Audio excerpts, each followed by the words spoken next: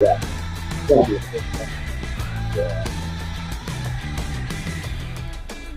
Yeah, she left it. We can't do it.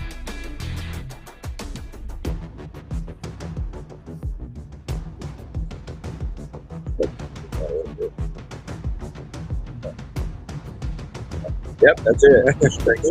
I already had my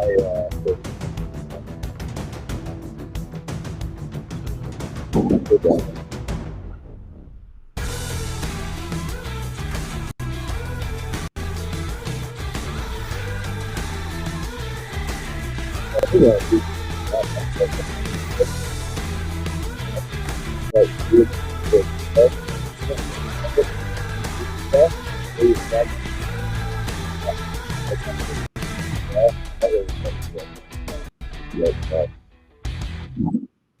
You know?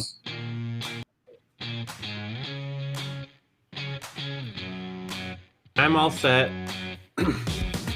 You So we just got a couple minutes. you eat your Wheaties this morning? That's still okay. No Wheaties. No Wheaties? Yeah, it's probably bad for you. You know, it's got all those rules. Probably bad. Right? You know, all this good. I remember when I was a kid, I was not eating Wheaties doing that. Yeah, well, because you do have to grow up, you know. So, yeah. It is. Tacos good for you. Yeah. That's really hard. You know, tacos. You can't put Italian food or Mexican food.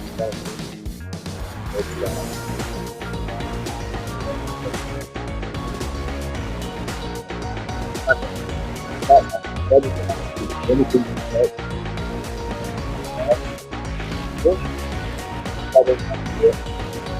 All right. Oh yeah, yeah. No. Oh yeah.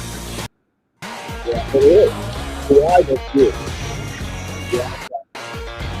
Unbelievable.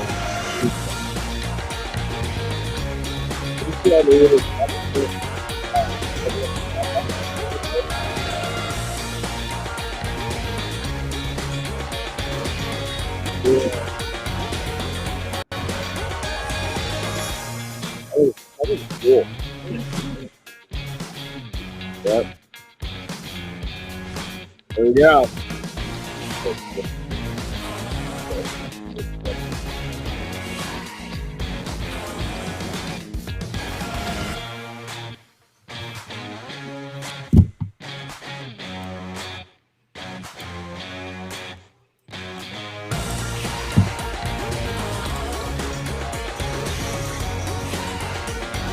Let's see second.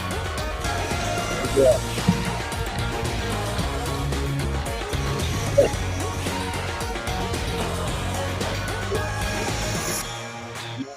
There we go. 1 second, 0. Good morning. What's going on?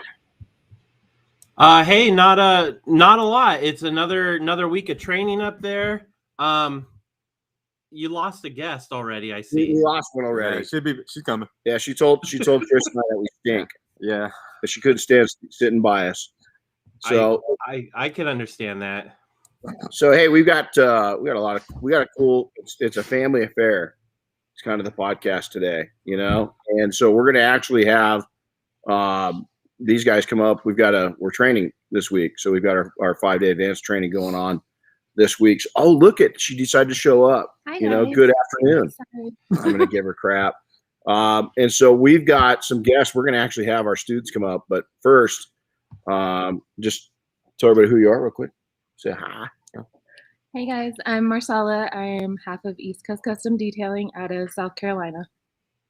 And I'm Chris Williams, with it, owner operator at East Coast Custom Detailing. Cool. So we're gonna go through. Hey, don't walk away yet. We got to have you guys all introduce yourselves. Come on up. She's eating. We're gonna start with those two real quick. Come on up. So hey, we're gonna have our team because it's a family affair, you know.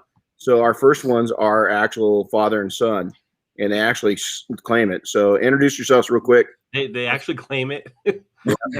Yeah. What's going on? I'm Dominic McLean. This is Tom McLean. This is my dad/partner. We're out of Fontana, California, and our business is Mystique Detailing, and we service all of IE, California. Cool. Right on. Thanks, guys. Awesome. All right, young lady, come on up. That was good. I'm Chris LaBelle out of New Hampshire. Yeah, right on. What's the name of your company? Cardigo Detailing.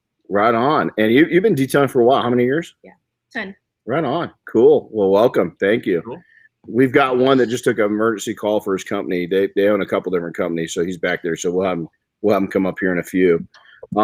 So it's man, I'll tell you, we had a busy week this last. I mean, like the last since we were on last, like a week ago. Yeah, well, let's see. What did we do on Friday last week? We went to an IDA meet and greet with up at Oscar Hernandez's shop, 805 Detail Shop up in Ventura.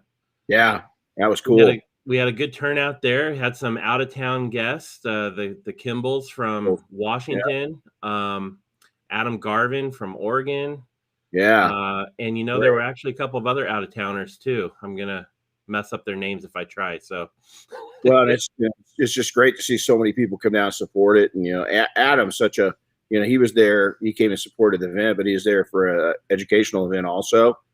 And the guys just there's an example of a pro that's really dedicated to constantly educating himself and his team, on what's going on.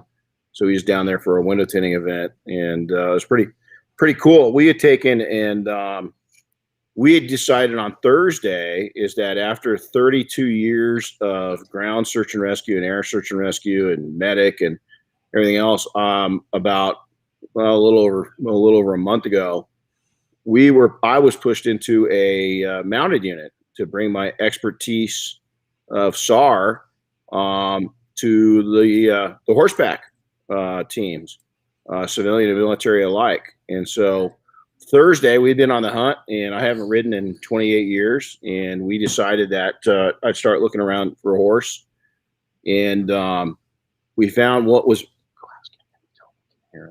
All the way over here. Would you run over and tell them real quick?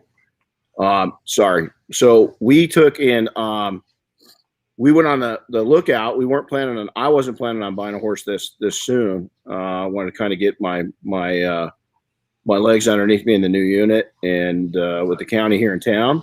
And so we took and we found a horse up in Sacramento, and we took an emergency trip up to Sacramento last Thursday because right now horses it's like cars. If you can find one, they're gone. So we Chris just brought him up. So this is Rip. So Rip is a 7-year-old quarter horse, and he's a big boy. He's a bay roan, and he's pretty cool. He's pretty chill, and that was my first ride with him right there. And we get to bring him home Sunday, so he'll be here in Big Bear on Sunday, and him and I start training on Monday. So we start building our relationship and our trust, and he's going to have to put up with me a lot because he knows what the hell he's doing and I don't. But the reason why I tell you this too is I'm 55 years old. I've been doing the same thing. Search and rescue is never the same. It's like detailing. It's never the same. You're always going to have each mission. I mean, you're law enforcement, and EMS, and we'll get into that in a second. And I wanted something. It's kind of cool to do something completely out of my wheelhouse. Last Tuesday, I got on the back of it. I'm training. I'm going through training right now. And I got on and rode for the first time in 28 years. And I wasn't a proficient rider. I'd been around horses, quite a bit, but I wasn't what I'd call a good rider, And so I've been back on yesterday. I went over when Diane was working with these guys and took another lesson. And so I guess the lesson I want to teach is that, we were talking about it earlier, is you've got to take and have interest, and, you got to be willing. I don't care what age you are. I don't care if you're 12 or 55 or 85, is to have new interest new challenges is really, really, really important. And so make sure that you do those challenges. So thanks for pulling that up. This is cool. I don't know if we can play the video. This is our first introduction. I mean, literally the first time that we gotten close. And he was checking me out, and he wasn't too sure. And he's got an interesting story. He's only 7. He's really trained up really well, though, and he's pretty mellow. But yeah, we're excited. We're excited. So something new. Something new. And it plays into, you know, we're starting a nonprofit, and we got several detailers involved in this, and we're gonna go after several things. We're trying to figure out the name right now, but the horses are going to play into the nonprofit. So we talk a lot about that, putting back in your community. So not only, and this is kind of the funny thing, because his birth given name is Rip, R.I.P. So rest in peace. And he does search and rescue. So I'm not going to probably tell people his name. Right. Yeah. We'll just go with the Rip. Hopefully nobody figures it out.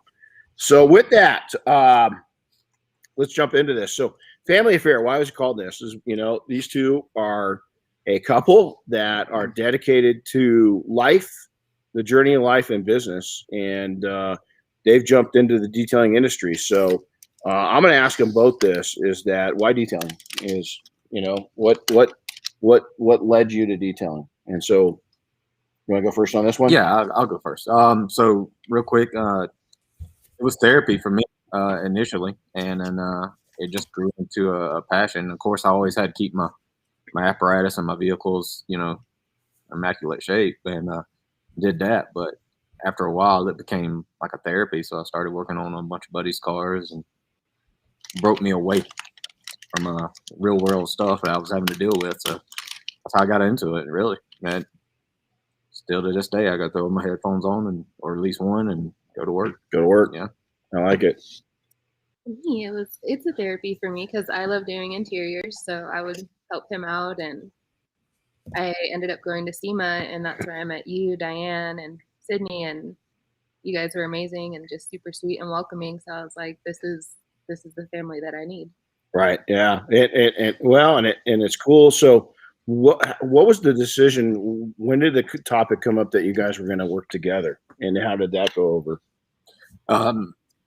At SEMA, she came to me and she's like, you know, I see you're a part of this group. I've seen what you've done in the last year and trying to get it. And I want to be a part of that. I want to be part of something larger than myself and get into it. And I was like, well, listen, if you're going to get into it, then you're going to go to 100%. You're going to go through exactly what I've been through, because I want you to know exactly where I'm at. I want you on the same level. I want you to get up to the highest of potential that you can go. And so we signed her up and sent her out here, and she killed it. Yeah, she killed it. So went through a 5-day training and never worked a polisher in her life. Nope, not till I got here. And even these guys, I mean, day one, we have you guys over on the hood burning paint and everything else. And I think just going at it with new eyes and new explanations of what the tools are kind of help, right? And it makes a big difference. So let's talk. Go ahead. Oh, I was just going to ask real quick, Marcella, does he just make you do everything he doesn't want to do? It's actually the other way around. I try to bribe him because I hate windows. So I'll tell him, I'll do your door jambs, I'll do this, I'll do that, all these things that I like doing, so that way he could do the windows and the stuff that I still don't get like glass to do. no matter what. Yeah. Does anybody like doing windows? My arms are so short. It's like a baby T-Rex trying to get in there. I can't stand that. Okay, so, and this is include Chris. Was there anything in detailing you just don't? For me, it's I can't. I don't like. I'm not real big fan of wheels. I mean, it's okay, but I'll do that. But vacuuming, I can't stand vacuuming anymore. I've done enough vacuuming where, and glass. Those are my two. I tell you what, when it comes to paint correction, it's the bumpers for me. I hate doing the bumpers. Yeah, I'll agree with that. Well, and I always leave the bumpers for last, and then I'm kind of over it. You know what I'm saying? It's like, okay. Yeah, see, I try and do them first and get them out of the way. Oh, do you? Yeah, I always leave mine for last, and I don't know. I don't know. Maybe if somebody examined my bumpers, they probably don't look as good, just because. Yeah, you know, they're down low. Yeah, it's just kind of it's it's kind of like an afterthought, you know. Yeah. It's, the roof isn't much fun either, especially on a big truck. yeah, so that doesn't bother me too much because it's a challenge. Because it's like you and I going up Everest. Yeah, You know, is we've accomplished something big when we get the roof on a big truck done because you can't reach it. So I got a secret weapon though. Is we were talking about it earlier. Since I like to eat tacos, my midsection's a little patty. So you just leave that midsection right over the rail. And you can reach anything you want. And you don't hurt anything, So Bob Phillips would probably bend the truck, Oh yeah, or dent it. Yeah. So, so let's talk each one of yours. We're gonna go first with you this time. Is your past? So you come to SEMA, Chris is into it, and you come out and you meet all of us for the first time. You're at the. That's like the Super Bowl of all the automotive events. So what's your thought pattern? What were you doing at that time, and were you ready to move on? I was working 2 different jobs. I was customer service for a retail store in South Carolina, and I was doing nails. So I was kind of over the customer interaction part. The mean customer interaction part, because after COVID hit, everybody just got nasty. Like people were so rude, and I was kind of over it. And like the thought of just me in this interior, not having to talk to Chris, but not having to like interact with people. Chris was enough.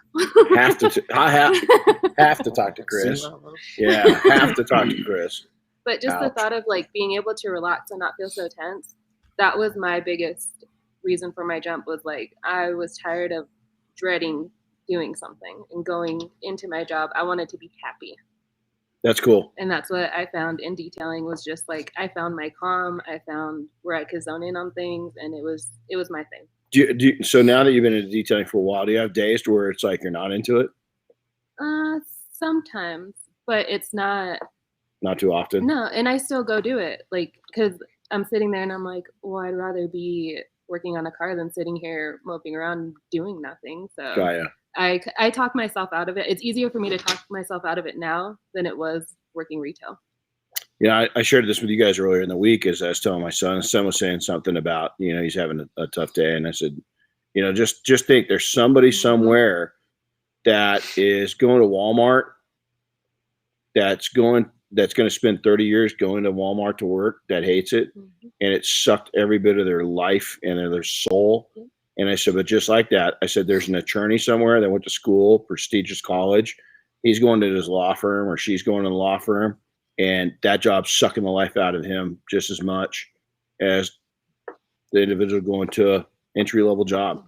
Or an accountant. Or an accountant, or executive, I had a great career, and I often talk about it. I love it. It was great memories, but it was sucking the soul out of me because I wasn't meant to do it. Does that make sense? I was not meant to do it. You can look at the money. You can look at the prestige. You can look at all this stuff. But listen, the world's changed. We had a very short time in our history to where jobs were prestigious. Everything before that, you were basically slave labor, and everything since then, you're basically slave labor. I hate to say it. Unless you really dig it. I know there's doctors and stuff like that love what they do, and I've got a friend of mine that is, and I've talked about this when I was a kid. I wanted to be a trash man because they got to ride on the back of the truck. That was my whole theory. But I got a good friend of mine that's just spent the last 26 years in the disposal company here, and it was a great career, and he loved it. So it was pretty cool. So Chris, now your background. This law enforcement, EMS, Fire. You've seen some shit. You're SWAT. So go into your past, and what kind of took you, what kind of took you to where, okay, I gotta get out of everything I've done and get into something new. Yeah. So, started out in law enforcement in 1998. Went full time in 99. I saw right off the bat, I want to be very, very good at everything I've done. So I immediately started putting myself through tactical training and everything like that, which led me to the SWAT team. I was on the competition team. multiple call outs, things of that nature. Of course, after 9/11, that changed up a lot of stuff. They started recruiting a lot of tactical officers, tactically trained individuals for projects. So I took contracting after that, and that was a huge jump because I started out as a deputy, $27,000 a year. Left as a sergeant, $32,000. So Right. it's a huge jump when you go to contracting. So did that for a couple of years. Contracts, started drying up. Came back to law enforcement. Was involved in some bad incidents over that time frame, which led to my chronic PTSD. So yeah, I saw I needed a change, so I I was able to do fire service, and it didn't affect me as much. I loved it, and I loved helping people. I loved being there and a person's worst time in their life and trying to help them, come back. And fire and EMT, that kind of, it goes together. So yeah, and lost two friends right after that locally. Both were killed in the line of duty. And my kids came to me and were like, we had enough. You need to find something new. So I went to work for a large manufacturing company, because that's, pretty decent money in the area. Wasn't too bad. Worked 14 days out of the month, and got into detailing, like more professionally. Went to a class up in North Carolina that spiked my interest even more. Heard about you, and I was like, wow, I got to check this out. Started researching detailing success and got in touch with y'all and came out here in May of 2019. And ever since then, I've been, again, training is very, very important to me.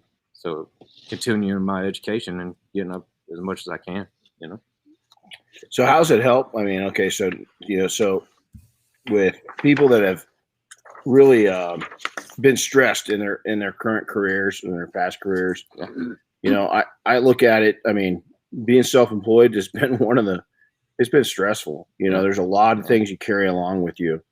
But again, the good side, I always remind myself of this. Everything's tough. I mean, everything's tough. It's tough believe it or not, it's tough to fail. It's tough to succeed. I always say, choose your tough, but here's the deal. I'd much rather be stressed and be able to control that stress in my own gig than being stressed and having somebody else control it for me. Does that make sense? So family-based business. Okay, you guys, you got kids, you got the two of you. How do you make it work? How do you make it work? I'd say communication. We talk about a lot. Mhm. We talk about I talk about my feelings a lot, especially if anything bothers me. I make sure to let him know, so that way we could figure out how to fix it then and work through it, and we're good. Because I know what we have isn't what a lot of people are able to do. So I would rather fix it and work on it than just be like, forget it. I'm mad at you. That's it. Like, Right. There's no reason to do that. It's literally just talking, like, just talk it out, and then you fix what you got to fix. I like it. Yeah. She's always the one to kind of get a little spastic. I've always had a very laid back demeanor.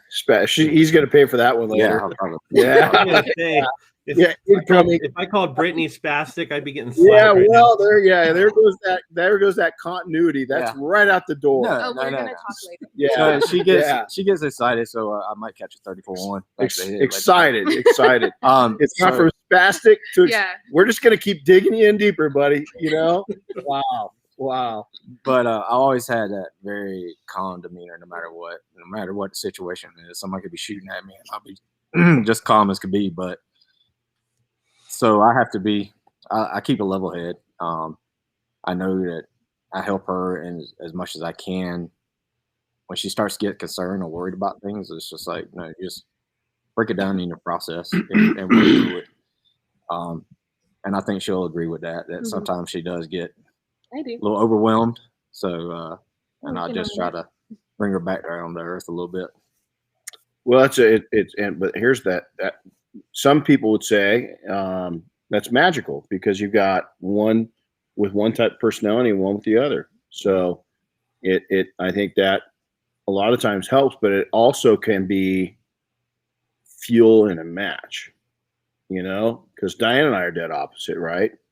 And it just from a person that's spastic, I guess is the word you use, is I'm that spastic person, but you calm fuckers like to hold everything in and then let it loose at once. And I'm like, close. Oh, there you go. Nail on the head. There you go. Yep. And so being a little more spastic, as you put it, might help. Yeah. No, and you're right. You're right. Because she's gonna vent and she's gonna let it all out, and I let her. I mean, that's the way it is. But when we work together, it's like it just clicks. Just like being with any other team, it just clicks. She's reading off of me, I'm reading off of her. And do you guys know definitively what your lanes are, or what each one does? Not just interiors, exteriors, windows, wheels, but what about the books, and what about the money management? What about the marketing? So do you guys have it defined? Yep. You do. That's cool. She handles like TikTok. She can make great TikTok videos. I am not as well. But like social media marketing, Facebook, IG, stuff that nature, Google business, I manage most of that stuff, and the books and the CRM and everything. So that's cool. So you guys collectively have been to a lot of industry events and projects and everything else. You've met some amazing people. Amazing.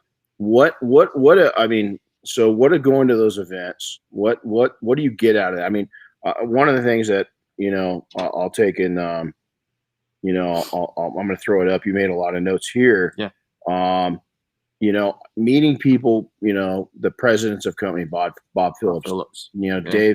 Dave Phillips is the chemist behind it. You got Gordon McCall. Yeah. That guy started out as a detailer, and it puts on one of the finest events in the automotive world, that we've been involved in. SEMA, Mobile Tech Expo, all these different events that you've gone to, and all these different people. So meeting these people, what's it do for you personally, and what's it do for your business?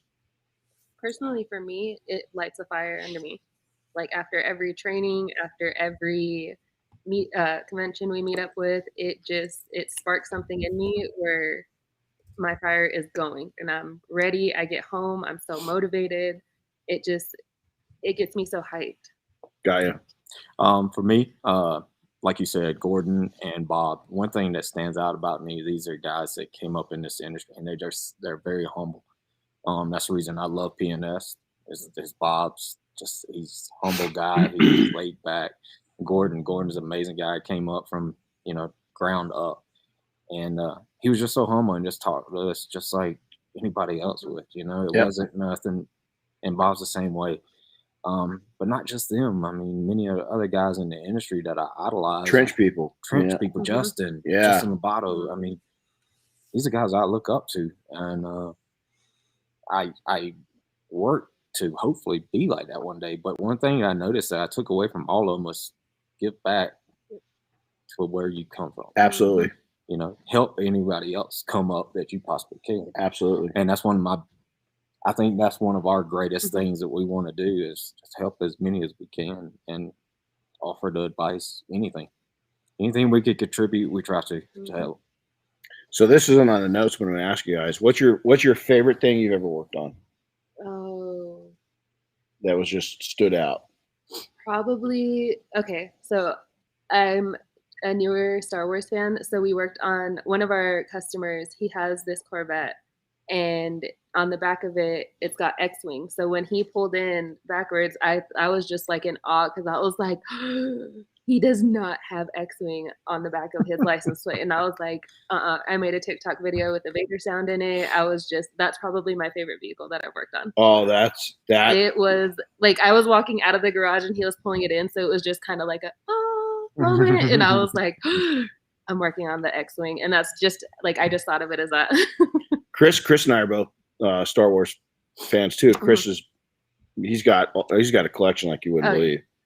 It's real. Have you ever seen it? I've seen it here and there, and he's talked about it before. It's pretty it's cool. awesome. It's pretty cool. So, what about you? his tattoos. He's got a whole Star Wars I sleeve. know. That's I was looking at that all week, man. It's like, wow, pretty cool.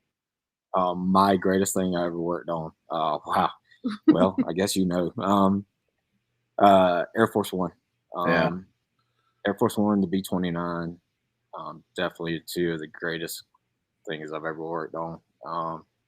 To touch something with that history, right? The history, and when you go up there, you're thinking, "Oh, look at me, I'm going to." No, it's just so much bigger than what you are. Oh yeah, it's so much bigger than what you are.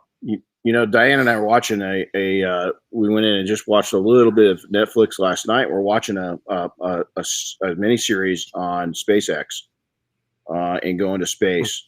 And that airplane, I completely forgot about it. Johnson or Nixon, I can't remember who was in office when the astronauts from I believe it was Apollo 11 came back. Is they sent them on a world tour, and that Air Force One. Not nice to see. And it was there. It is. They're the astronauts from Apollo 11 are coming off an aircraft that we have changed history on, because that aircraft's aluminum would have been covered up and painted over forever had we not had Joe Clark. Let's give credit where credit's due. You guys know winglets. Wings on the end of the airplanes turn up down. Joe Clark, one of my customers, was the inventor of those things. He's the one that got us Air Force One. And so had Joe Clark not done that and seen something in me, in ability and you know what, he himself, because he funded part of it. He wanted it. He did not want history covered up with paint. Why were they going to paint it? They're going to paint it because the aluminum was in such bad shape. Boeing didn't think they could bring the aluminum back. And so I said we could. Joe said we could, and we did. And you look at it now, and it's just, and there's other planes that we've got to do this to, but it's not easy. It is the hardest thing technically I've ever done. Yeah. Hey Chris, what was your favorite or most memorable part of going on the Air Force One project? Wow, well, first off was getting that phone call for the team. We recorded it. We've got it. You should have recorded it at home. Yeah, I got lifted. I knew that the was going to air. be a special team because of the numbers. And when Renny called me that Friday, I was thinking, okay, he's going, hey, maybe next year. No, it wasn't like that. I had such an amazing week that week, but it was working on the tail section of Air Force One. Because I went on the flag, polishing out the flag. And I don't know why, but it was, I'm up there polishing it out, and I get to thinking about really close friends that I'd lost not too many years ago, and their families and their kids. And I just dedicated it to them, everybody I'd lost, military and law enforcement and fire EMS back home. And I teared up. I couldn't even see what I was doing. And Bill Quinn, we had to talk for a minute, just to give me, a breather. It's a big flag up there. It doesn't look big. They get up on that tail, and it's like, damn, that thing is huge. Yeah. It is literally the size of that banner behind you guys, which is a 10 by 10. Yeah. It's bigger than that. It is massive when you get up next to it. And so those that don't know, we only we have law enforcement, military, EMS, and then loved ones that had people that served in the military. They're the only ones that touch that flag. So they go up and do that. That's the priority. So it's pretty emotional. Yeah, when Doug asked me, and he told me, hey, I want you to go up there and do that, I was just like, I was floored. Yeah, it's pretty special. So hey, let's make an impact, Chris. Let's make a difference. So right now we want to thank P&S for taking. We're going to go through and right now give you guys some tidbits from these guys. Some questions I think are the most important questions of the day. But before we do that, P&S makes this happen. Team P&S. You guys are going to take and install two of my favorite coatings, and one of them is our interior coating. Why is that? Why is that one of my favorites? Because it preserves interiors, and it really does a good job for your customers, and it makes you guys money. The other one is Soul. It's our 1 year. We're going to teach you something right now. A lot of our teammates are making $150 to $200 an hour on, and and it makes your customers real happy. But when it makes your customers real happy and it puts coins in your pocket that quick, those are two of my favorite. And the interaction. It's got a great water show, you know, when it's on the car. Everything about it's really good. So we want to thank P&S. So, okay, here we go. And we're gonna break into this.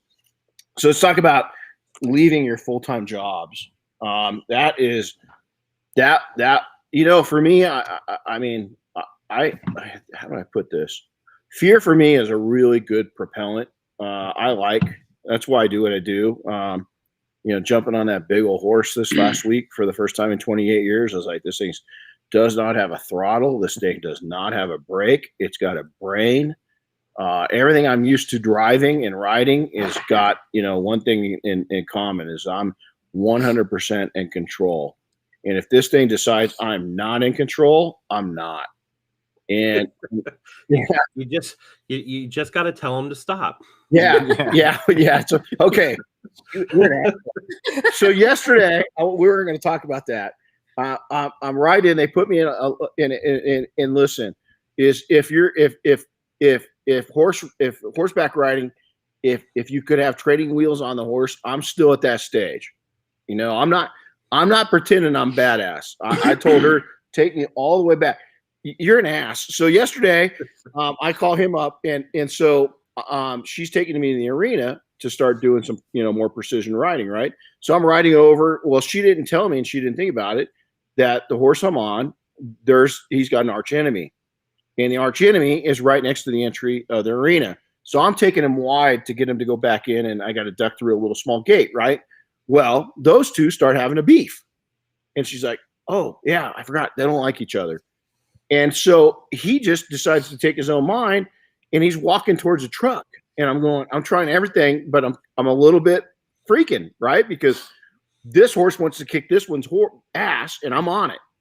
And that one's big, a lot bigger than this guy. So Tucker's his name. I'm riding Tucker, and I'm going, "Hey, Tucker, man, you know, dude, no. And I'm giving him I'm screwing everything up, right? He's like, "Dude, I know you're green. I'm doing what I want." Well, he takes off, and he's following this horse, and he's going right for a car. And I'm telling him, "Dude, stop." And so I finally get, you know, I gain my composure. I get him to stop. And she goes, "Hey, just a reminder. Yeah, when you tell the horse to stop, he doesn't listen." You know? So, hey, thanks, Chris. Appreciate it. Thanks for bringing that up. Rick Walling says that you're not supposed to say stop. You're supposed to say whoa. Yeah, well, whoa doesn't working either. I was saying all those damn words, man, and nothing was working. All I knew is I saw a really nice Jeep, and this horse was, from my perspective, was going to go right over the top of this Jeep. So I was like a little bit, you know, it was 30 seconds of not panic, but controlled chaos. That's a good term. Yeah. Controlled chaos. So you guys, both of you, right, left jobs. Mm-hmm. So I mean, you know, again, when I left mine, it wasn't scary, but it was, you know, when I wanted to make the decision when it was right, and I didn't want to premature. I didn't want to get, you know, overconfident. I didn't want to get all that. So let's walk through. First off, how long were you part-time? It was 2.5 years. Okay. Mine was about a year because I did it a year after him. I started a year after him. Okay, there you go. So about a year and a half. So some key facts from both of you is what did you put into action to leave those jobs? What did you have to have in place to feel comfortable enough to leave? For me, it was the knowledge. I wanted to make sure I went through enough training to know, like, if I have a question, I can ask him, or I know it myself now. I don't have to go to him to ask as many questions about what should I use, what should I do, what do I grab, what towel. Mm-hmm. I wanted to know that I could do it without him there. You didn't want to be spastic. I did, yeah. I wanted to have my own. I wanted to try to calm myself, and I couldn't. I love it. I love it. Stir that pot. Yeah. We're just gonna. You guys are gonna have an interesting day. You're gonna see these guys going off to the corner. It's gonna rock 'em, sock 'em robots. You know, a little lady. Knife hand over there. That's it. She's little and she's scary. You know. So what about you? Mine was more of the planning, saving money, making sure I had the tools and equipment in place. I did a lot of the training. Of course, that was very important for me. It always is. And the knowledge to put myself in a position to get out and to continue to build my company. and just make sure I had the jobs in the market there. My clientele is my family, really is. I have amazing clients, and I love them to death. And we built relationships. Yeah. So okay, let's go on. This isn't scripted either. Yeah. Did your clients? Did they know you were going full time? Did any of them know that you went? Yeah, it's crazy because when I finally made that move, literally the day I left after, we worked with a local builder and truck builder, and he was like, "I'm gonna send you all the work I possibly can," and it was like it just landed in my lap, just out of nowhere. The mafia meeting we had the other night, Diana mentioned about you never know what's going to come back to you when, and it landed right there. I built my reputation up. That right there, she was right. You never know when it's going to hit you. It's something major is going to land in your lap, and it was a relief. I mean, And you've since then, you guys have taken a risk in your company. You made changes, and good, bad, and ugly. I mean, risks are good, especially risks that aren't where I always ask myself on a risk: is it recoverable, and what's the impact going to be in the event that this thing just doesn't go as I planned? And if the risks are like controllable, like it's going to hurt, it's going to sting, but it's not going to. It's not going to dent. I might have a bruise, but it's not going to cut me. Man, I go for it. And you're right. We took a risk, and whether it be good or bad, I still learned from the bad. Absolutely, it was calculated risk. But I still learned a great deal from that bad experiences. I like it. Yeah, I like it. Yeah, well, you take not doing something, not taking a step is a risk also. Yeah. Oh God, yeah. Right. It doesn't, it's every decision you make, whether it's to move forward on something or just to stay where you're at, is still a risk. Yeah. In search and rescue, I'll take and teach either the, civilian or the young soldiers is, when they get up on ropes for the first time, whether we're just going over a kind of a area that could maybe cause one of us to slip or fall, or we're just carrying, or if we're going vertical, if we're going over the edge, is I always teach them, listen, I'll get up on and I'll have my rope attached and I'll have another rope right next to me and I'll lean into it. And I said, listen, I mean, I'm secure right now. As long as you don't do anything stupid, this rope is your lifeline. And I said, I have double checked all my knots. I've double checked my anchors. I've double checked everything, triple checked it. And I said, it's only when you do something stupid and I grab the other rope that's got weight on it, I throw it, and the anchor was bad. And everything comes over the side. And I said, that is death. You're gone. Or you're mangled and you want to be dead. And I said, so it's the same thing in business. It's just check your anchor points. Check your knots. Check and make sure everything's good. Now, could I get bruised up? Oh man, I've come down some big descents, gone up some big ascents, going up, and I've gotten, I've had to pass over stuff. We've had to bring people up or down, and in doing so, I've lost every single fingernail on all 10 fingers has been gone at least twice.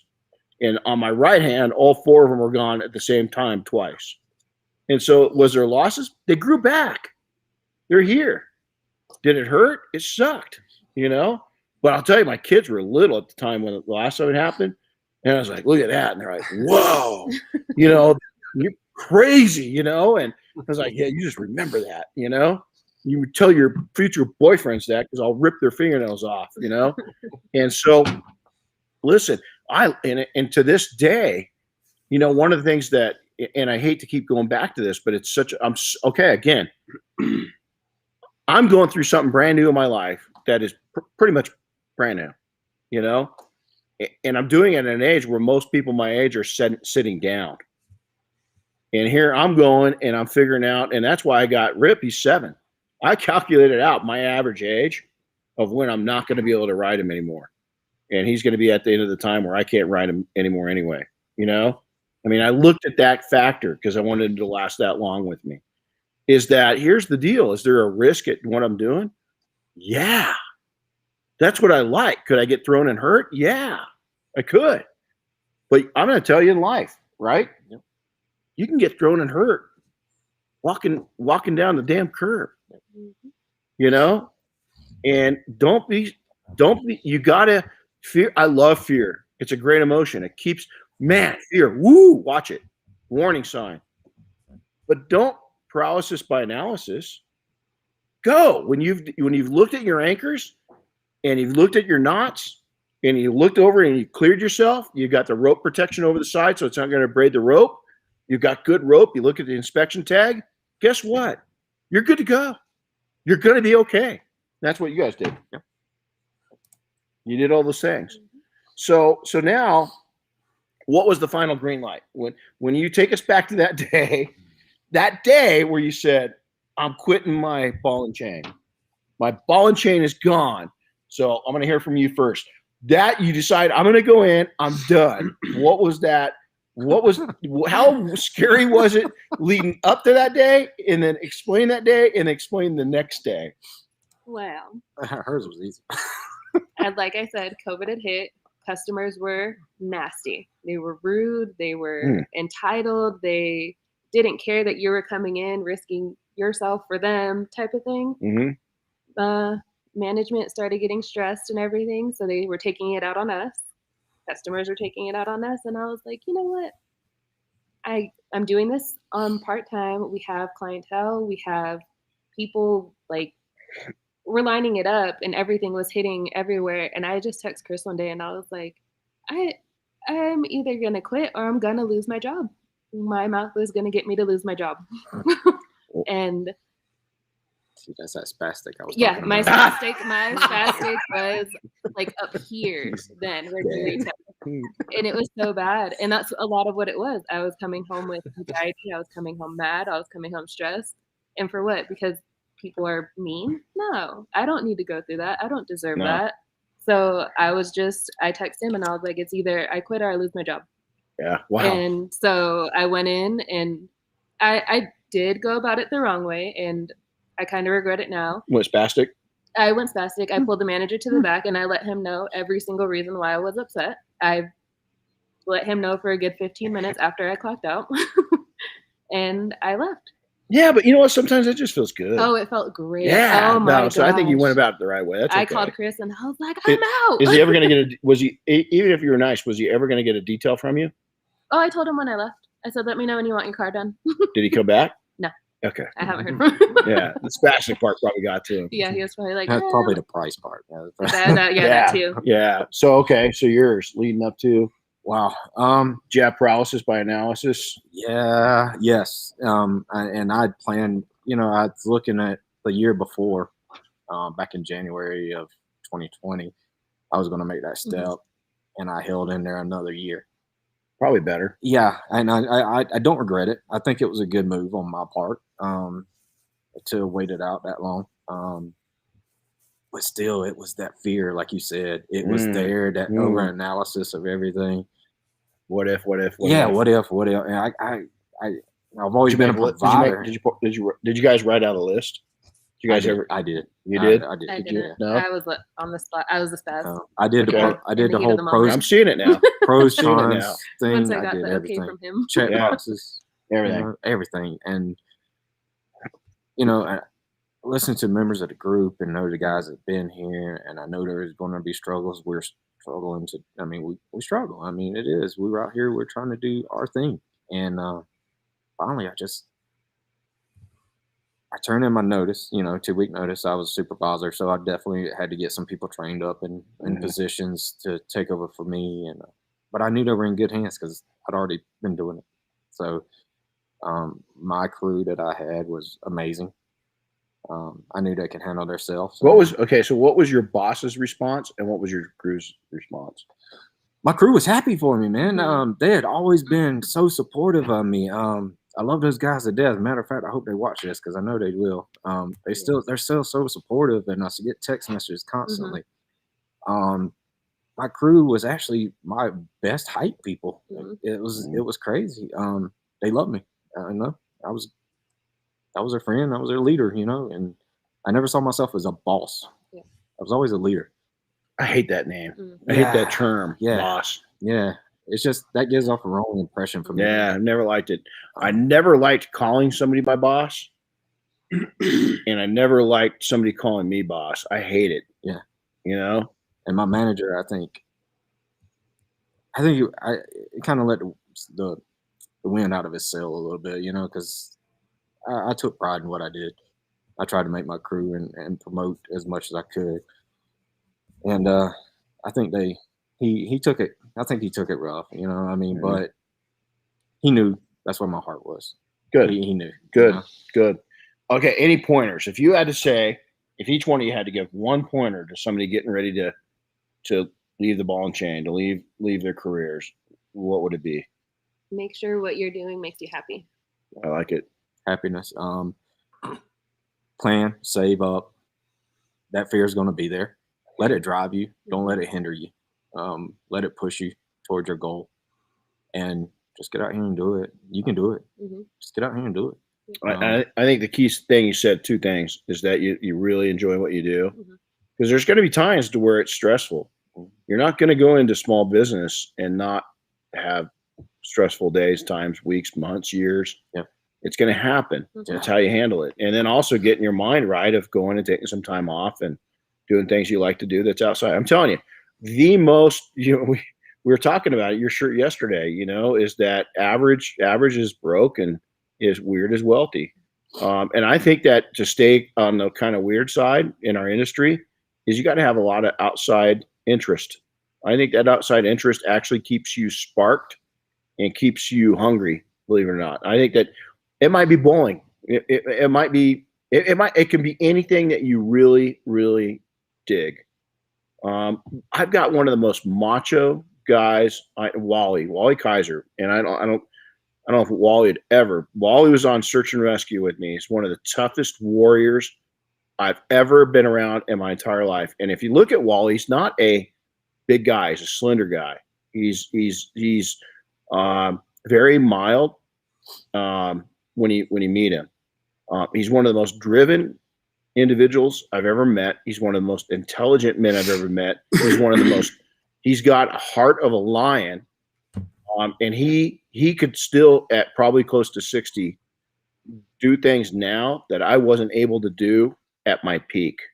That's how tough this dude is. And I asked him one day, he's a machinist by trade, and can build. He's a MacGyver on steroids. Him and Dave Guthmiller both. But Wally was a goat. He could go anywhere and he could do anything. And I once asked him, I said, Wally, man, I was young. I was in my 20s. I said, what you're really smart for being so young. And he goes, I got a lot of interest. I learn a lot about a lot. And I never get into something without being the best at it. I was like, wow. And he's really into off-roading and overlanding right now. And his Jeep, it's just stupid, what he's done to it. He was into overlanding motorcycles for a number of years. His bike, unbelievable. Search and rescue. We did things that we did things 30 years ago with him that teams are just starting to do now 30 years later.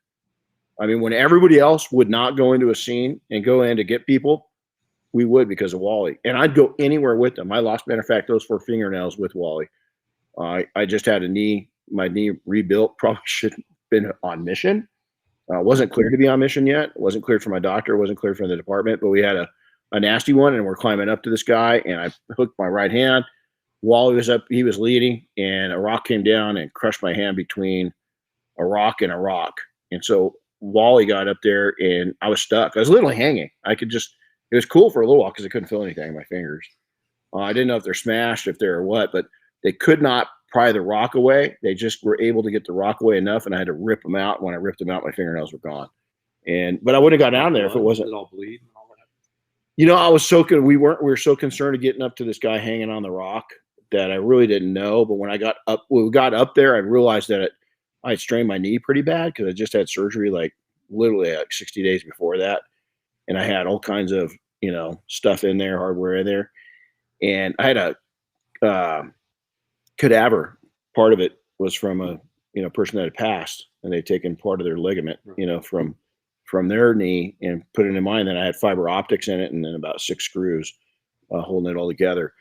And I just remember getting up there and I was like, okay, I got a problem. My fingers are pretty much toast. And how the heck am I going to get down? Because now my knee hurts and I don't have a hand to use. And we got a subject, with us that we got to get out of there. And I just remember Wally being so tough that I helped, but he took on 30% of what I was supposed to do himself. And I share this with you is because that's one of the most well-versed humans I know in all of life. And he's one of the smartest people I know. And he's just gotten into everything. I asked him one time, I said, if you just stayed into business, what would you be? And he goes, broke. Because I wouldn't learn about all these things. Everything teaches me that affects my business. Everything I do teaches me that something that goes back to business that helps me. And he goes, here's the other thing. I get sick and tired of doing what I'm doing.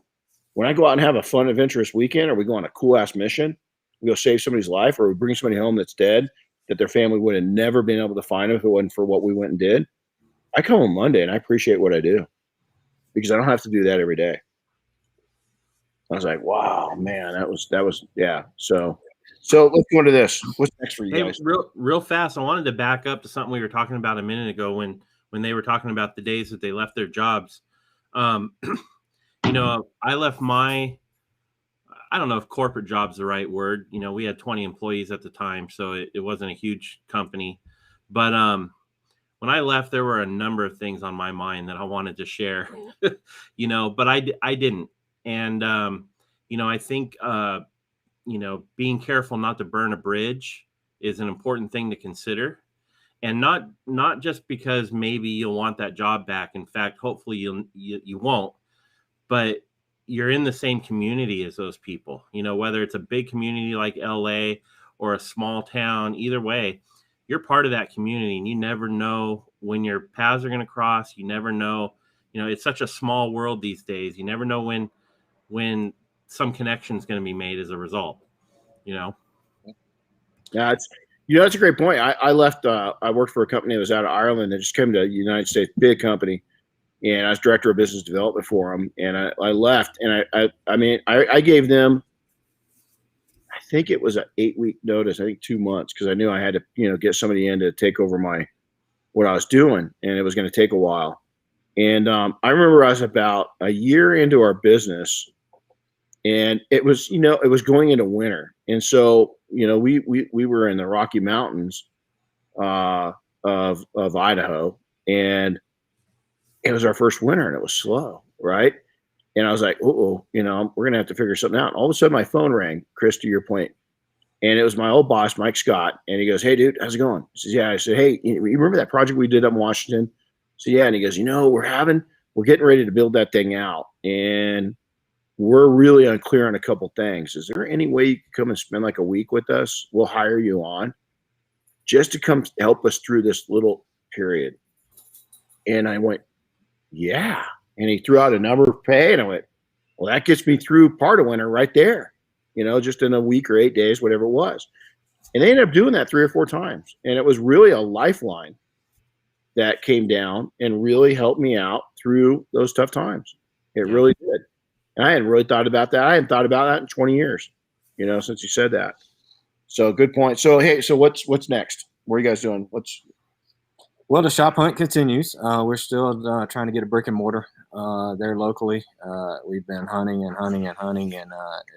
the market's pretty dry. I wish we had a lot of stuff like the West Coast guys do. Yeah, it'd be amazing.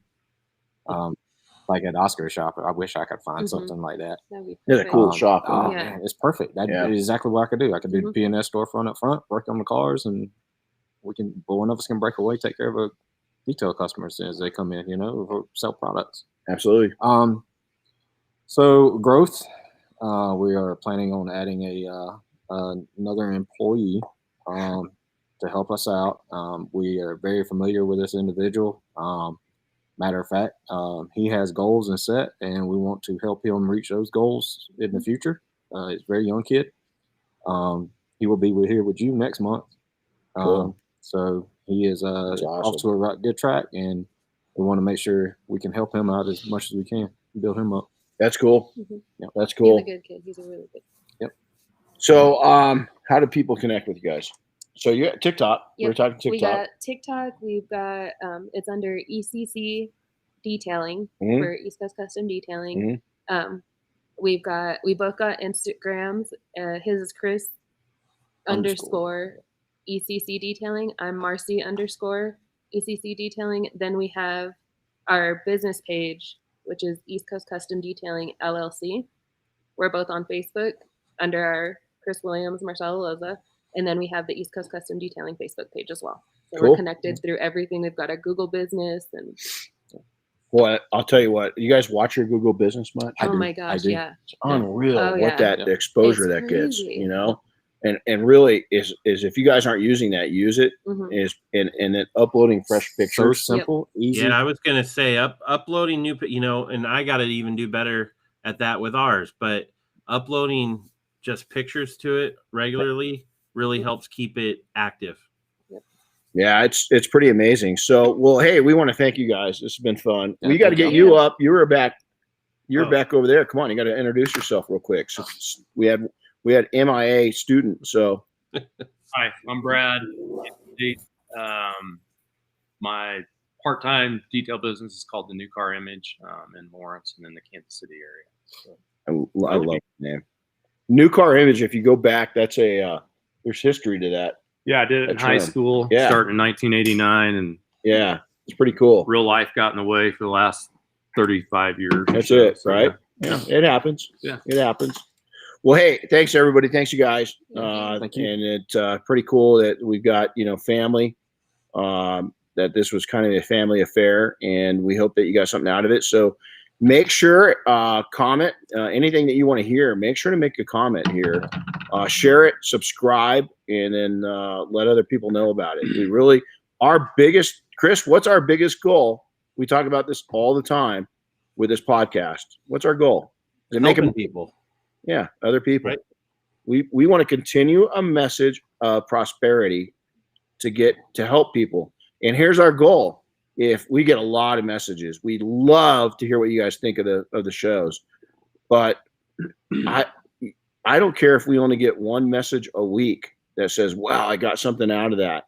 It makes it worth it, and we love hearing it. We love hearing your story. We love hearing personal stories on how maybe we've changed your opinion on something or how we've been an influence. But as long as that happens, we move forward with this. It's one of my favorite times, especially when we can share it with people. So you guys take care. Have a powerful rest of the week. We'll see you next week on the show, and take care, everybody. Happy detailing. We'll see you soon. Yep. Thanks, Chris and Marcella. You're Yeah, welcome. thank you.